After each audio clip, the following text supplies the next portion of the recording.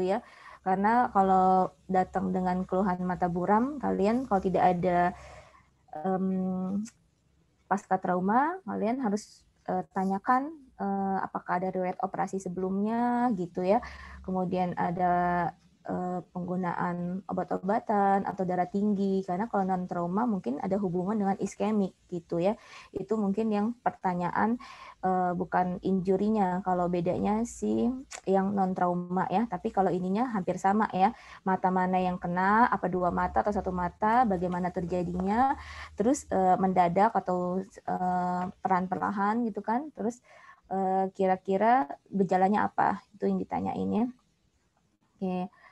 Di sini kita bahasnya yang ini deh, yang arteri retina yang CRAO-nya ya, yang central retina artery occlusion-nya ya. Oke. Nah, untuk si anatomi dari matanya sendiri, sebenarnya kalian sudah mempelajari ya, kan dari anatomi sebelumnya juga pasti sudah diajarin. Jadi untuk mata sendiri itu diperdarahi oleh cabang dari arteri optalmik yang ini. Nah, ini si cabang arteri optalmiknya ini sendiri, dia ini berasal dari arteri karotid yang interna yang besarnya. Nah, nanti cabangnya ini nanti akan membagi lagi. Jadi ada cabang-cabangnya lagi, ada arteri sentral retina. Nah, arteri sentral retinanya ini nanti dia akan memperdarahi bagian retina. Kalau yang ini ya, arteri sentral retina ini akan memperdarahi retina, sedangkan kalau arteri yang siliarisnya ini, arteri siliarisnya ini nanti akan memperdarahi bagian lain, yaitu dari koroid ya, badan koroidnya, kemudian dan bagian lain dari bola matanya gitu. Jadi khusus untuk yang retina ini cabangnya dari yang arteri sentral retina gitu. Nanti dia akan masuk ke optik nerve, jadi akan masuk ke kepala saraf dan nanti memperdarahi retina gitu. Kalau beda dengan yang arteri siliaris. Nah, ini cabang-cabangnya ya. Nah, nanti permasalahannya kalau adanya pada tadi arteri retina ya, otomatis akan memperdarahi supply dari retina itu sendiri. Nah, biasanya yang akan terjadi obstruksi itu dia selektif, dia yang kena obstruksinya nanti hanya bagian retina yang innernya. Jadi bagian innernya itu yang diperdarahi oleh si arteri retinanya. Nah, kalau yang outernya itu tidak disuplai pembuluh darah gitu. Jadi dia betul-betul selektif daerah yang terjadi sumbatannya gitu. Kemudian, nah apa itu si CRAO itu sendiri ya?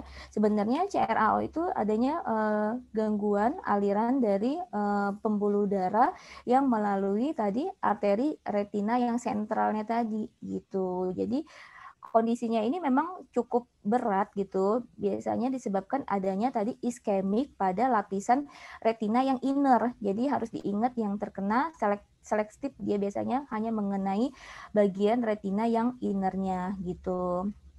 Nah, kalau misalnya ada blokade, tadi kalian udah lihat tadi blokadenya nih di arteri yang retina sentralnya ini, kalau dia akan terblokade, nah itu otomatis akan tadi mengganggu suplai ke optik saraf duanya. Jadi saraf optikusnya nanti dia akan terganggu suplainya, dan biasanya kadang kalau baru itu tidak selalu tampak dari punduskopi. Jadi nanti apakah langsung kelihatan dok di punduskopi gitu.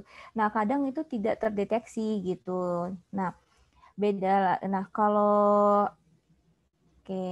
itu ya, beda dengan yang kan tadi arteri tadi kan nanti kan udah arteri retinanya, nanti dia akan ada cabang-cabangnya lagi, tadi si arteri retina sentral itu nanti ada cabang-cabang arterinya lagi. Nah, kalau misalnya dia terkena blokade, nah itu nanti dia akan ke daerah distal dari lamina cribbosanya di optic nerve. Jadi optic nerve itu nanti kalian harus pelajari ada lapisan-lapisannya lagi gitu. Jadi ada bagian lamina cribrosa di situ, di daerah distalnya itu nanti disitulah biasanya terjadi sumbatan blokade yang paling sering gitu. Makanya nanti ada gambarannya. Nah, kalau pasien dengan CRAO itu biasanya penyebab utamanya adanya trombotik 80% dan emboli 20%. Kalau yang trombotik ini biasanya betul-betul dia akan memblokade tadi si arteri sentral retinanya. Beda dengan yang emboli. Kalau emboli itu biasanya lebih sering memblokade cabang-cabang tadi dari arteri retina yang lain, yaitu tadi kan dia akan bercabang menjadi tadi ada arteri siliaris ya, jadi dia di cabang-cabang yang itu kalau yang emboli. Tapi bisa juga emboli tadi menyebabkan sumbatan atau obstruksi di yang arteri sentral retinanya gitu. Jadi dia akan terblokade. Nah, dia tadi tidak tampak dia di sini. Di sini kan di optik tadi kan ada lamina cribosa ya, dan dia itu nggak tampak ada gangguan di optik nerve-nya. Nanti akan terlihat gangguan nanti di daerah makulanya. Nanti kita kasih gambar ya. Nah, oke. Aduh. Nah, oke. Ini gambaran tadi yang maaf tadi. Oke, ya ini CRAO tadi ya. Nah, di sininya nggak tampak ada pucat sebenarnya tadi di kepala sarafnya kalau di funduskopi. Namun nanti akan terlihat gangguan di daerah kalau untuk makulanya ini jadinya merah gambarannya, kemudian pinggir-pinggirnya ini pucat. Nah, ini gambaran cherry red spot gitu ya. Nah, apa keluhan biasanya pasien datang dengan CRAO? Datangnya itu dengan keluhan biasanya penglihatannya itu kalburnya mendadak. Jadi benar-benar turun gitu. Biasanya itu satu mata dulu gitu. Terus tidak ada mata merah gitu datangnya, tidak ada mata merah dan tidak nyeri biasanya. Jadi kan namanya juga ada trombus ya atau emboli. Jadi dia tidak ada nyeri dan tidak merah, tapi visusnya jelek sekali gitu. 90% kasus itu cuma bisa lihat hitung jari, counting finger atau light perception. Jadi cuma bisa lihat sinar gitu. Jadi ketika datang sudah buruk biasanya datang tajam penglihatannya gitu. Makanya tadi penting ditanya udah berapa lama terjadinya karena ada golden period time-nya itu untuk penanganannya kurang dari 90 menit itu harus udah ditanganin karena ya. Nah, biasanya itu kalau misalnya kadang kalau misalnya ada nyeri gimana dok? Itu biasanya ada penyakit yang penyerta lainnya seperti adanya penyakit inflamasi. Misalnya ada peradangan di arterinya. Jadi ada namanya giant cell arteritis biasanya. Nah, itu mungkin ada nyeri tapi jarang. Jadi betul-betul painless. Jadi nggak ada nyerinya ya. Kecuali tadi ada disertai dengan inflamasi. Contohnya tadi inflamasi pada arterinya ya. Nah, terus kalau misalnya pasien-pasien dengan CRAO ini, Dek, dia bisa kehilangan penglihatannya tadi transien atau mendadak ya. Mendadak jadi dalam beberapa detik atau menit ya, hingga biasanya tadi 2 jam. Nah, makanya kita harus betul-betul cepat tadi penanganannya karena tadi maksimal 90 menit itu penanganannya. Jadi perlu terus kita tanyakan juga biasanya anamnesanya apakah ada penyakit darah tinggi, terus ada penyakit jantung, pernah riwayat stroke apa enggak sebelumnya. Jangan-jangan kan itu terbias sama ada penyakit namanya NAION ya, mungkin udah diajarin kali ya dok itu ya. Ada non-arthritic ischemic optic neuropathy itu jadi bedanya di kepala sarafnya ini jadinya pucat. Nah, itu kita harus singkirkan riwayat stroke sebelumnya. Terus apakah ada penyalahgunaan dari obat-obatan narkotik. Jadi atau pasca trauma tadi. Yang itu yang harus ditanyakan. Sama kebiasaan merokok dan obesitasnya itu dilihat ya, gitu. Kemudian kalau untuk pasien-pasien dengan CRAO ini, ketika kalian datang pasiennya itu memang harus dilakukan pemeriksaan dia kadang menyeluruh ya. Jadi maksudnya itu kita lakukan tadi tekanan darahnya. Jadi nggak boleh dianggap sepele. Jadi tetap harus TTV gitu. Tanda-tanda vitalnya kalian cek gitu. Tekanan darah saat datang itu bagaimana gitu ya.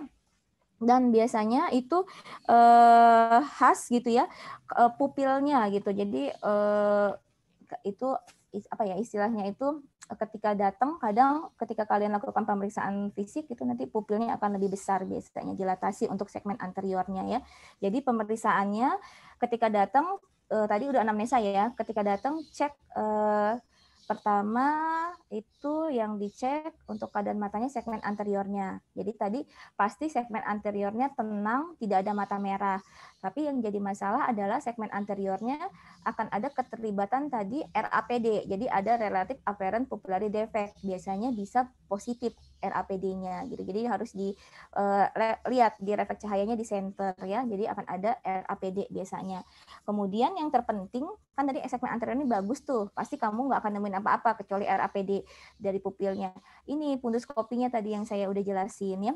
Jadi biasanya harus ada gambaran cherry red spot. Jadi seperti ini ya.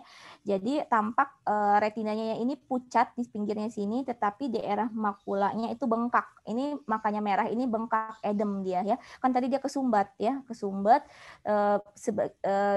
di tempat yang sumbatannya itu membengkak di arterinya itu. Kemudian di cabang-cabangnya kan tadi nggak dapat suplai darah kan, pasti otomatis kalau dia tadi di pangkalnya ada sumbatan, gimana dia mau jalan ke tempat yang lain gitu. Jadi di pucatnya ini karena tadi dia tidak bisa menyebar pembuluh darahnya tadi darahnya itu ke daerah optic nerve-nya. Jadi nggak nyampe sini pembuluh darahnya ya. Nah, jadi cherry red spot ini ingat ini kondisinya akut biasanya munculnya kalau cherry red spot ya. Karena tadi adanya retinanya yang edem ya. Nah, kemudian kalau misalnya kronik dok gimana? Ini tadi kan akut nih. Kalau kronik biasanya sudah ada tadi ini kan pembuluh darahnya nggak sampai ke optic nerve ya, nggak sampai ke tadi ke lapisan kepala sarafnya nih. Dia putus di sini aja nih pembuluh darahnya. Berarti nanti ini lama-lama kalau kronik papilnya ini optic nerve-nya akan pucat gitu. Jadi adanya atrofi. Tapi kalau sudah akut udah kronik maksud saya ya. Jadi pokoknya beda gitu. Kalau udah masih akut, di sini ada gambaran cherry red spot, di sininya edem, bengkak, merah ya, di sininya pucat karena nggak dapat suplai pembuluh darah. Nanti berlanjut ke sini nggak dapat suplai, ini juga jadinya pucat ya, gitu kepala sarafnya. Jadi seperti itu ya. Nah, oke, bentar ya, oke. Untuk penunjangnya gimana? Tadi saya masih bahas yang untuk itunya ya, gejala, terus pemeriksaan fisik, sama penunjangnya. Kalau penunjangnya karena dia tadi berhubungan sama penyakit-penyakit iskemik, biasanya kita pemeriksaan darahnya harus lengkap gitu. Jadi kamu harus pikirkan apakah ada kolesterol gitu ya, profil lipidnya juga diperiksa gitu, terus gula darahnya diperiksa gitu ya. Jadi pemeriksaan darah lengkap itu termasuk kadar glukosa darah, lemak ya. Oke, kemudian kalau memang curiga ada penyakit jantung, kita boleh periksakan gitu, periksa jantungnya bisa dengan di EKG gitu ya. Jadi pokoknya intinya kalian harus cari faktor penyebabnya, faktor predisposisinya gitu ya. Kemudian kalau untuk dokter retinanya sendiri, biasanya kita lakukan pemeriksaan angiografi. Jadi pakai cairan fluoresen. Jadi kemarin kan saya udah ajarin ya ada fluoresen yang ditetes ya. Nah ini juga ada fluoresen yang disemprotkan ke pembuluh darah gitu. Jadi disuntikan. Nanti kita rekam retinanya itu namanya angiografi fluoresen ya gitu ya. Nah di situ nanti kita bisa lihat deh lokasi sumbatannya di mana. Sumbatannya apakah tadi di cabang arteri retinanya gitu atau memang di arteri retina sentralnya gitu yang terkenanya gitu ya. Dan kadang kita bisa lihat juga adanya pembuluh darah baru dari pemeriksaan tersebut ya. Kemudian udah, nah itu kalian tadi cari itunya ya, penunjangnya ya. Kalau CT scan dok, biasanya CT scan sih nggak kita kerjakan, kecuali memang ada tadi riwayat stroke gitu. Kalian mau menyingkirkan apakah tadi ada iskemiknya dari daerah kepalanya gitu ya. Itu baru kita periksa CT scan atau MRI-nya ya. Kemudian tata laksananya tadi yang sudah saya jabarkan khusus buat CRAO ini karena tadi dia datang dengan penglihatannya mendadak buram ya. Jadi istilahnya itu ada amaurosis pugak gitu ya. Nah, itu kita harus treatmentnya cepat gitu. Kurang dari 90 menit itu harus dilakukan ocular massage. Jadi ocular massage-nya itu biasanya kalau dokter retina itu kita melakukan penempelan tadi ada lensa ya, lensanya ditempelkan di matanya, kemudian kita tekan, terus selama 30 detik, udah gitu kita lepas gitu selama 30 detik juga nanti, sehingga tadi kita harapkan kalau dia ada sumbatan tadi di retinanya, kalau ada penekanan terus tiba-tiba kita lepas, tekan, lepas, nanti kedorong gitu si sumbatannya itu, si embolinya atau trombusnya tadi bisa plek, kedorong gitu. Jadi prinsipnya kita melakukan massage itu untuk melepaskan si trombus yang kejepit tadi loh, yang tertahan gitu ya, yang tersumbat gitu ya. Nah, intinya sih pengobatan yang kita lakukan pada pasien-pasien CRAO itu tadi untuk mengatasi tadi trombusnya biar lepas, pertama dengan ocular massage gitu ya. Terus selain itu kita kadang harus menurunkan tadi tekanan bola matanya gitu. Jadi harus diturunkan tekanan bola matanya karena kadang jadi tinggi itu tekanan bola matanya. Jadi harus dicek tadi tekanan bola matanya juga ya. Kemudian karena tadi dia tersumbat gitu, nah kita harus memperbaiki tadi perfusi retinanya, kan tadi kan dia ada sumbatan tuh, jadi kita kasih inhalated karbogen ini ya, 95% oksigen dan 5% CO2-nya gitu. Jadi untuk memperbaiki status dari perfusi retinanya tadi yang nggak dapat supply tadi gitu. Nah itu intinya kita memberikan oksigenasi lah gitu ya, ini treatmentnya gitu. Jadi melepaskan trombusnya tadi, kemudian memberikan tadi oksigenasi yang cukup gitu supaya perfusi retinanya kembali lagi, kemudian kita kurangi tekanan bola matanya gitu. Jadi gimana kadang mengurangi tekanan bola matanya, apakah menggunakan obat-obatan gitu? Biasanya bukan menggunakan obat-obatan mengurangi tekanan bola matanya, tapi kami lakukan parasintesis. Jadi dari si cairan aqueous humor di COA-nya itu kita keluarkan sebagian secukupnya, sehingga nanti kan bola matanya itu tadinya kencang nih, nah tiba-tiba kita keluarin jadi truk, jadi kan ada kayak mekanisme refleksnya sehingga tadi kayak ada kejutnya, jadi mengejutkan gitu, otomatis nanti si trombusnya truk, kayak kedorong gitu, intinya seperti itu ya. Nah tapi kalau memang tidak ada tindakan operasi dulu, biasanya kami bisa kalian boleh memberikan tadi menurunkan tekanan bola matanya dengan menggunakan karbonik anhidrase, yaitu seperti acetazolamid gitu. Jadi yang 500 selama 500 mg ya. Jadi kita berikan total acetazolamid itu 500 mg bisa gitu ya. Jadi kan dosisnya 3 kali 250 mg, minimal 500 mg ya, bisa per oral ya, atau ada juga yang tetes matanya gitu ya. Tapi kalau mau yang cepat biasanya sistemik ya. Nah, jadi oke, kalau misalnya dok tidak ada apa namanya tadi kan itu kan dokter mata yang melepaskan si ocular massage-nya gitu kan, pemijatannya. Bisa nggak kalian sebagai dokter umum? Bisa gitu. Jadi pakai 2 jari telunjuk gini. Nah, ini ditekan. Jadi dilakukan massage pengurutan bola matanya 5 sampai 10 detik kita urut-urut. Nah, tekan gitu ya terus lepas. 5-10 detik ditekan terus lepas. 5-10 detik ditekan lepas gitu. Jadi tadi tujuannya tadi untuk melepaskan trombusnya gitu ya. Jadi karena kan kalau kalian pakai lensa yang Gottman tadi kan nggak ada kan gitu maksud saya gitu. Kalian kan nggak punya kan lensa itu gitu ya. Nah, pokoknya intinya ditekan selama 5 sampai 10 detik terus lepas. Kalau pakai lensa tadi 30 detik, tapi kalau pakai tangan 5 sampai 10 detik aja terus lepas. Kemudian berapa lama ini dilakukan treatment ocular massage? Minimal itu 30 menit kalau kami melakukannya. Dari literatur yang AAO itu 30 menit, tapi ada juga beberapa literatur ya bisa 15 menit juga bisa, tapi sebaiknya minimal 30 menit diulangi terus gitu ya. Jadi kadang memang itu agak lelah gitu. Jadi kadang kami tandem gitu. Kalau di pendidikan kan ada beberapa dokter ya banyak ya. Jadi kadang kalau memang kami kelelahan gitu, kami gantian gitu massage-nya karena kan minimal 30 menit. Kadang saya pernah sampai 1,5 jam gitu kemarin gitu kita mengerjakan. Ya hasilnya tadi kita bisa lihat tadi si pembuluh darahnya tadi retinanya jalan lagi terisi lagi gitu. Jadi kan kami melihat pakai punduskopi langsung gitu. Jadi kelihatan aliran pembuluh darahnya udah berjalan lagi. Tapi itu khusus kasus yang kurang dari 90 menit ya gitu kejadiannya.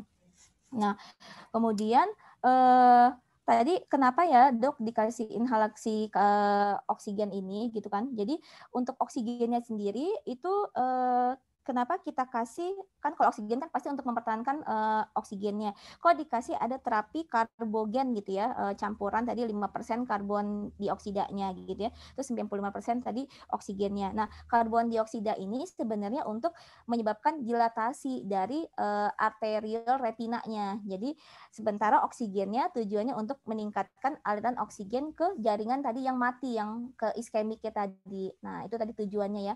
Kok dikasih karbon dioksida ya gitu ya. Oke. Terus kalau misalnya kalian sudah obatin ini kan tadi penanganan pertama nih kurang dari 90 menit. Cepat aja langsung dirujuk. Tadi kan kalian udah lakukan 30 menit ya minimal pemijatan. Kamu langsung rujuk karena mungkin kami tadi harus melakukan tadi anterior chamber paracentesis gitu ya. Atau kami memberikan obat ini deh ya, infus dari TPA or uriconiase ini ya. Oke. Itu tadi untuk yang CRAO ya.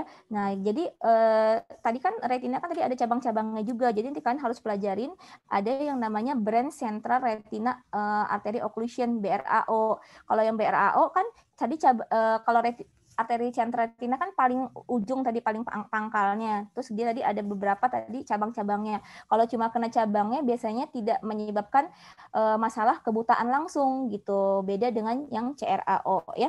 Jadi biasanya penurunan penglihatannya itu parsial dulu kalau yang BRAO, karena kan dia hanya kena cabangnya saja ya. Itu kenapa yang arteri sentral retina kalian harus benar-benar dipelajarin ya. Oke.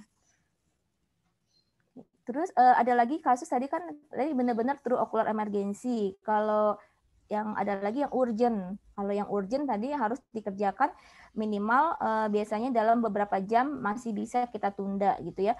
Nah, ini ada kasus yang endophthalmitis yang akan saya bahas ya.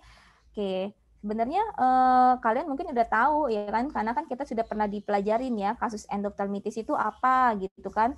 Jadi endophthalmitis itu merupakan peradangan berat ya pada cairan ya, cairan dan jaringan intraokular dari mata gitu ya. Nah, biasanya ini kelihatan ya, dia mengenai segmennya anterior dulu ya, bagian depan dulu, kemudian baru bagian posteriornya. Jadi cairan aqueousnya dulu yang ada peradangan, nanti bisa ke belakang cairan vitreusnya ya. Nah, kemudian tadi karena melibatkan dua itu, jadi endophthalmitis ini biasanya dia berupa infeksi yang steril deh. Jadi biasanya yang non infeksi dia ini kebanyakan gitu.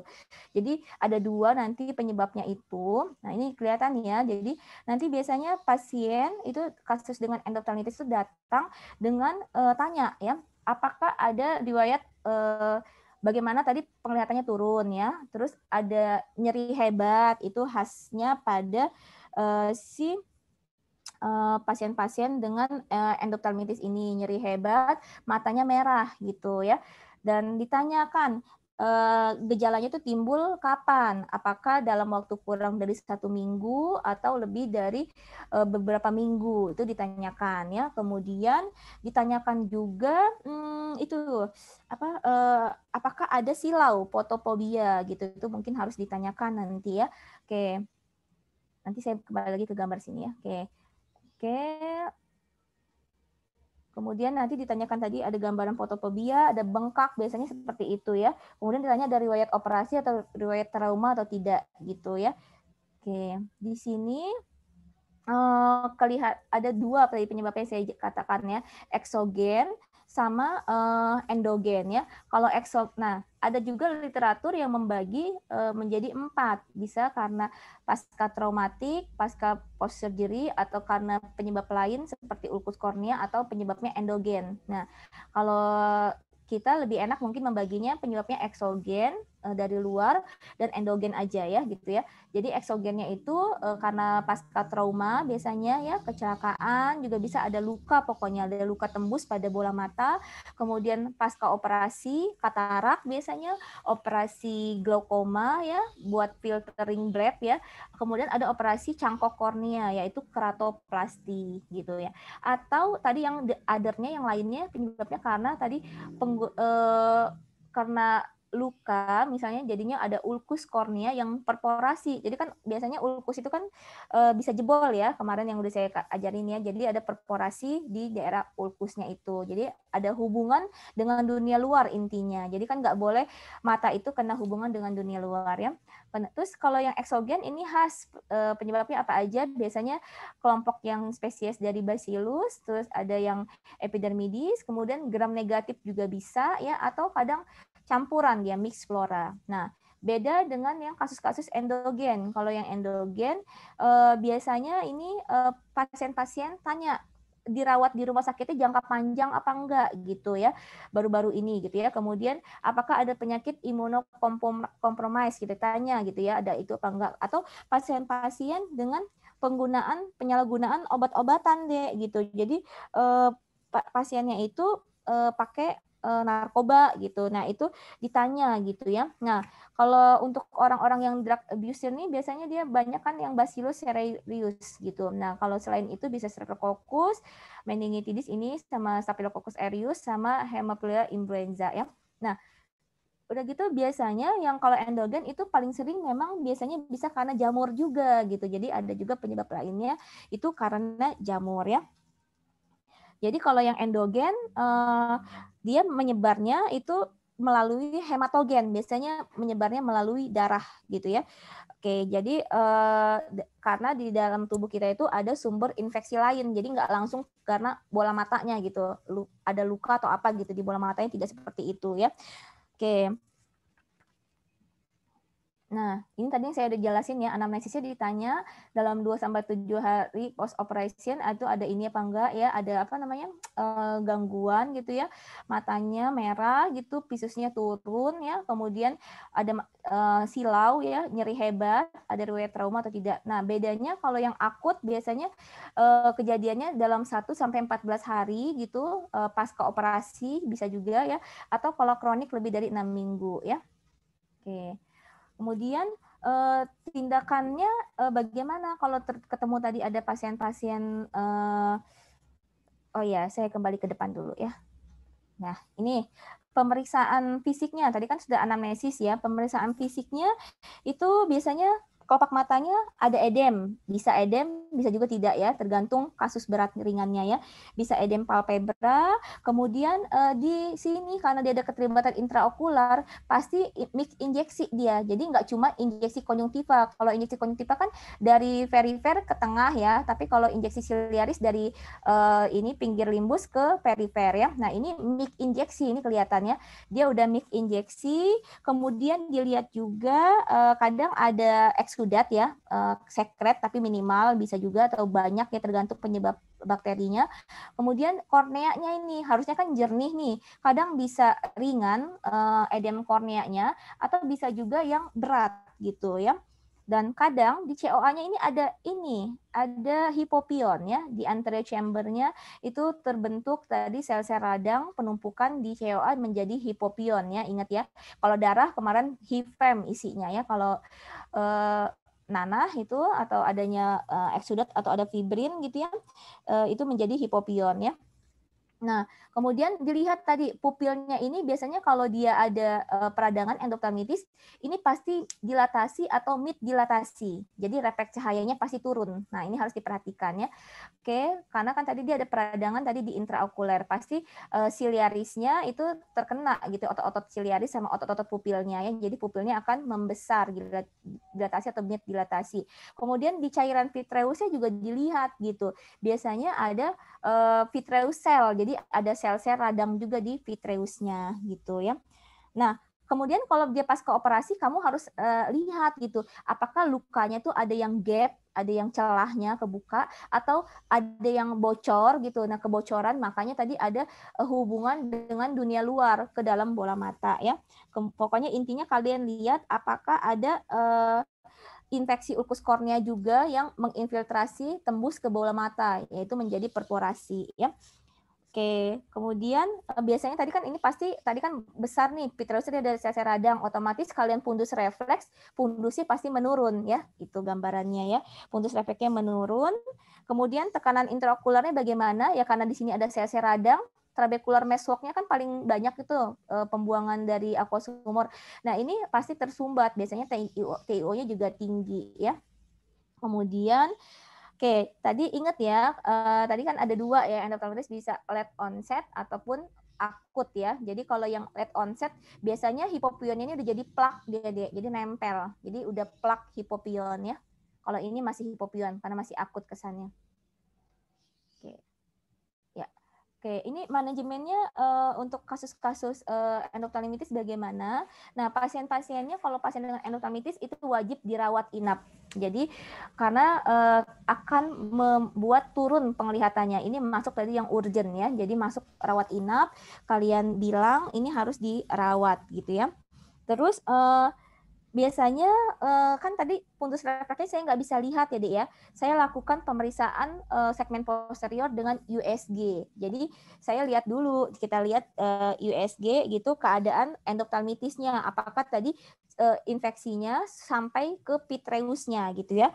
Jadi saya harus nilai juga segmen posteriornya dan apakah terjadi retinanya ablasio gitu. Itu harus benar-benar dilihat ya.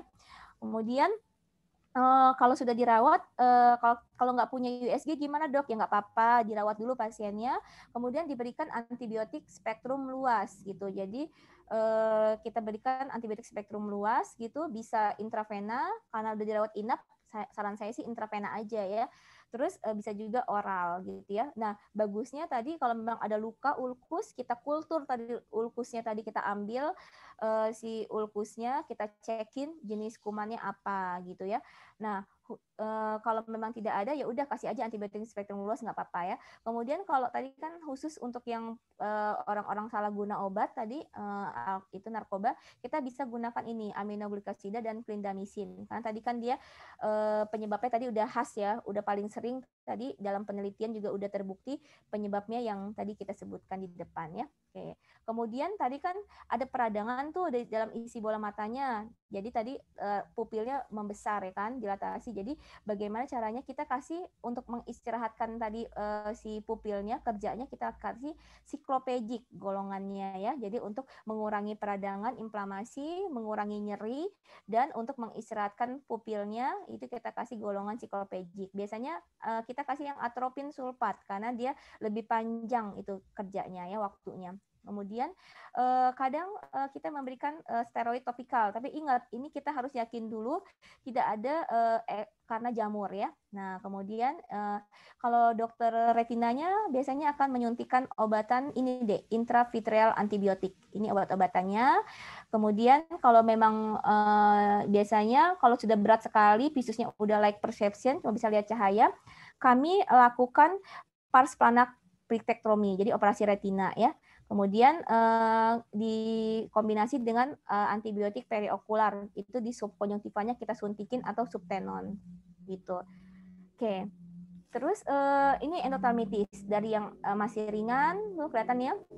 Kemudian jadi ada komplikasi nih di lensanya, kelihatan ya, jadinya keruh ya. Kemudian jadi seperti ini, udah meluas, ini pasti udah kena semua. Nah, kalau udah seperti ini biasanya visusnya udah 0. Nah, ini tindakannya endophthalmitis ini lakukan episerasi, jadi diangkat isi bola matanya, karena kami takut terjadi simpatetik optalmia nanti di mata sebelahnya, gitu ya. Jadi tindakan terakhir, kalau nggak bisa diselamatkan lagi bola matanya itu episerasi ya. Oke. Oke, ini yang glaukoma yang akut ya, itu masuk emergensi juga. Udah saya pelajarin ya kemarinnya kita waktu di blok SS ya. Jadi datang dengan mata merah, penglihatannya turun mendadak, kemudian ada halo, mual muntah ya, kemudian visusnya biasanya 1/300 sampai cuma bisa lihat cahaya ya. Dan di konjungtivanya ini ada injeksi ya, injeksinya sama, mix injeksi pasti biasanya ya. Kemudian korneanya itu jadi keruh ya, dan segmen anteriornya itu dangkal. Jadi kalau yang AACG ini biasanya karena lensa, jadi et causa lens induced glaucoma ya. Jadi karena ada katarak ya, kemarin kan ada yang katarak senil imatur. Nah itu jadi keisi benuh sama hidrasi cairan, otomatis dia akan blokade pupil ke depan ya, sehingga makanya pupilnya jadinya dilatasi atau mid dilatasi ya. Tekanan intraokularnya tinggi sekali biasanya ya, di atas 50-an. Nah, ini kan udah pelajarin kemarin ya, ada patofisiologi glaukoma ya, sudah paham ya. Jadi kalau yang AACG ini pasti tadi karena dorong ke depan lensanya, jadi adanya obstruksi pada iris ya. Kemudian dia menekan tadi daerah trabecular meshocknya, jadi sudutnya tertutup gitu ya. Nah, oke, terapinya bagaimana? Ya sama, kita kurangi tadi produksi aqueous humornya, ini obat-obatannya, kemudian kita tingkatkan juga outflow dari aqueous humornya, pembuangannya, tapi kita gunakan bukan yang di outflow-nya bukan yang ke trabecular meshock, tapi ke yang satunya lagi jalurnya, yang uvea skleral juga bisa ya, gitu ya. Kemudian yaitu golongan yang yang membuangnya ke uvea skleral ya obat-obatannya. Kemudian kita kasih steroid kan tadi pasti ada peradangan ya. Terapi definitifnya bagaimana? Biasanya kita lakukan LPI gitu, bisa LPI dan kalau memang karena lensa tadi kita angkat lensanya, operasi katarak ya. Terus ada lagi itu cellulitis orbita. Apa itu cellulitis orbita?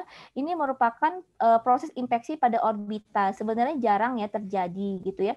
Gambaran klinisnya itu pasien biasanya ada demam dulu ya, demam ya, kemudian lebih dari 75% kasus itu biasanya dengan adanya peningkatan dari leukositnya. Jadi ada leukositosis, kemudian penurunan visus pasti kalau cellulitis orbita sudah turun visusnya ya, dan biasanya ada datang dengan periorbitanya itu bengkak ya, edem ini konjungtivanya kemosis ya, kemudian bola matanya menonjol ke depan gitu ya, proptosis, dan ada hambatan gerak bola mata gitu ya, bisa karena kemosisnya menghalangi gerak bola matanya atau memang karena sudah ada peradangan tadi di daerah orbitanya ya. Kemudian cellulitis ini sebenarnya berbahaya gitu karena cellulitis orbita ini bisa timbul komplikasi lain yang serius seperti adanya meningitis gitu ya. Bisa juga terjadi sindrom apex orbita dan bisa terjadi sepsis. Makanya ini masuk gawat darurat juga karena selain mengancam penglihatannya turun juga bisa ada komplikasi lain lagi gitu ya. Nah, 90% kasus cellulitis orbita ini biasanya karena infeksi sekunder gitu karena ada infeksi dari sinus paranasal yang akut atau kronis ya di daerah sinus etmoid gitu ya. Jadi faktor predisposisinya bisa karena ada penyakit di daerah sinus gitu. Jadi atau ada riwayat operasi sinus itu harus ditanyakan lebih lanjut gitu ya. Bisa kamu juga lakukan pemeriksaan gitu, mau periksa untuk daerah sinusnya juga di ronsen gitu ya, atau pemeriksaan di CT scan sinus paranasal itu juga bisa gitu ya. Kemudian ditanyakan juga apakah ada riwayat trauma okuli gitu, jadi yang nyebabin ada riwayat operasi atau ada drakiosistitis gitu ya, jadi ada peradangan di daerah saluran air matanya atau ada sisa benda asing karena pasca operasi gitu ya. Nah, kalau memang tadi kan kebanyakan karena daerah sinus, nah kita biasanya selain memberikan antibiotik intravena, ini pasiennya harus dirawat karena ada nyeri hebat ya dan visusnya turun. Harus dikasih antibiotik intravena spektrum luas, kemudian dikasih konsulkan ke dokter mata ya pasti ya, dan dokter tadi THT gitu ya. Oke.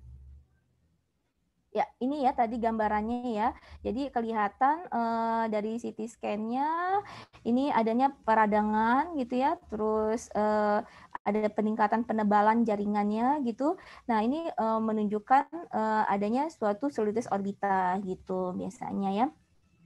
Oke. Kita bisa harus konsul ke dokter THT ya. Oke. Terus ada lagi tadi ulkus kornea ya. Ini tadi udah kita jabarin sih ya kayaknya. Saya pernah ngajarin. Ini ulkus kornea. Ingat kalau ulkus kornea itu nggak boleh ditutup ya. Jadi kasih antibiotik topikal, kemudian kasih obat-obatan dulu, antibiotik spektrum luas ya.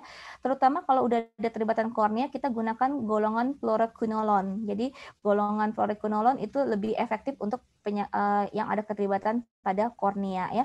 Jadi sama juga tadi dengan endophthalmitis ya, mirip ya. Ininya ada mik injeksi, ada hipopion. Cuma tadi endophthalmitis ada riwayat trauma dulu gitu ya. Atau ada riwayat operasi sebelumnya. Kalau kornea ulkus tanya juga ada penggunaan lensa kontak kah gitu, atau ada riwayat kegores sama ranting atau kena kuku, pokoknya ditanyakan penyebabnya apa gitu ya, endophthalmitis ulkus kornea ini ya. Jadi harus dikultur dan diterapi sesuai hasil kulturnya, sama follow up-nya ketat biasanya ya. Oke, kemudian yang kasus berikutnya itu ada ablasio retina ya. Jadi ablasio retina ini adanya pengisian dari cairan di bawah retina. Jadi ada subfluid retinanya keisi gitu ya, SRF ya. Nah, itu akan membuat permukaan retina lihat ini keangkat. Jadi pasien akan datang ke kalian dengan keluhan matanya turun mendadak kalau yang akut, kemudian ngelihat kayak ada tirai gitu, wajar ada tirai. Ini ada yang melambai-lambai di dalam matanya. Kemudian ada hitam-hitam terbang atau ada kilatan cahaya. Nah, kemudian itu kalian harus curiga, jangan-jangan ada suatu ablasio retina. Tanyakan, ada riwayat minus tinggi atau riwayat pernah kebentur matanya, itu penting sekali ya. Jadi itu salah satu faktor predisposisi terjadinya ablasio retina. Nah, datang nanti keadaan depannya pasti bagus ya, Dek ya. Kemudian biasanya kalau tidak ada keterlibatan di papilnya, tidak ada RAPD dia, jadi tidak muncul RAPD ya. Pas kalian punduskopi nanti kelihatan kayak bayangan putih-putih abu-abu. Jadi seperti ada yang lapisan yang melambai-lambai gitu ya, nanti kelihatannya. Kalau tapi tetap harus dilebarin baru kelihatan. Kalau pupilnya masih kecil nggak bisa kelihatannya. Nah, nanti kami harus cari robekannya. Biasanya robekannya seperti tapal kuda, itu khas gitu. Jadi di cairan bola mata kita itu ada vitreus. Vitreus itu melekat kuat di beberapa bagian retina ya. Itu ada yang tipis. Nah, tipis. Nah, ketika ada predisposisi tadi seperti memang pasca kan penyebab ablasio retina macam-macam ya. Nah, kalau yang akut ini biasanya rematogen. Jadi adanya pencairan isi bola mata atau ada namanya posterior vitreous detachment, itu bisa komplit dan incomplete. Yang berbahaya kalau VVD-nya masih incomplete, di mana vitreusnya belum lepas secara total gitu. Jadi masih ada bagian yang menempel dengan kuat di lapisan retina. Nah, khawatirnya di retina ini ada yang tipis. Jadi ketika vitreusnya kenceng menarik, itu akan membuat robekan di permukaan retinanya. Seperti itu ya, Dek ya. Jadi robekannya khas biasanya seperti tapal kuda. Kita harus cari ini. Nanti sama dokter retina ini harus dilakukan operasi pars plana vitrektomi ya, dan di laser ya. Oke, ya ini tadi yang udah saya jabarkan ya, gejalanya tidak ada nyeri, ini tadi udah saya sebutin ya. Kemudian ini ada riwayat-riwayatnya, ini tandanya ya. Oke, ya. Oke, ya menurut ya cukup segitu aja ya Dek ya. Ini udah jam 10.20 juga. Oke, apa ada yang mau pertanyaan Dek sebelum 3 menit lagi di jam saya? Silakan kalau ada yang mau bertanya.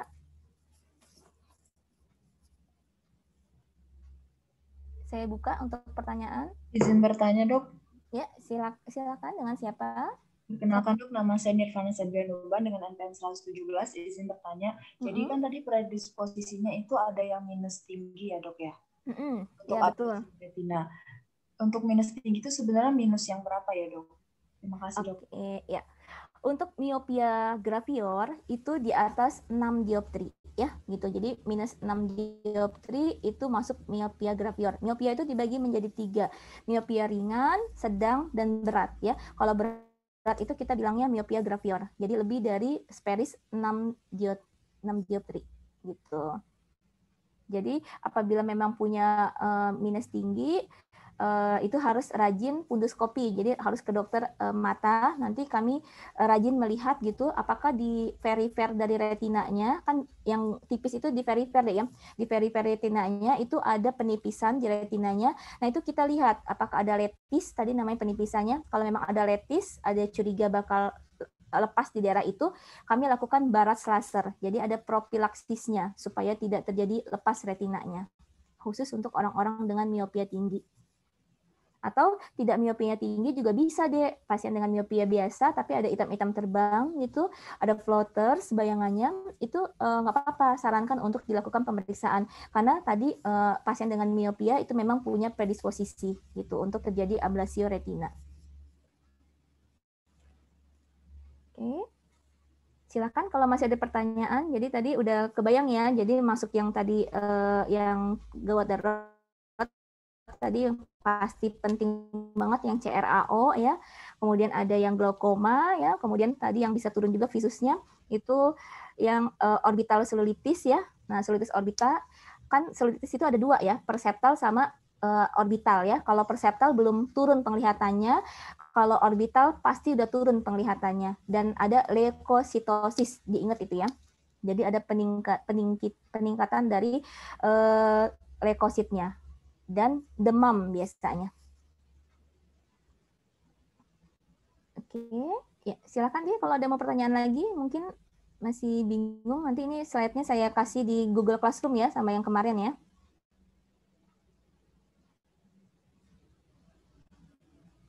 Masih ada 1-2 menit lagi ya. Ini. Habis ini dokter siapa deh yang ngajar?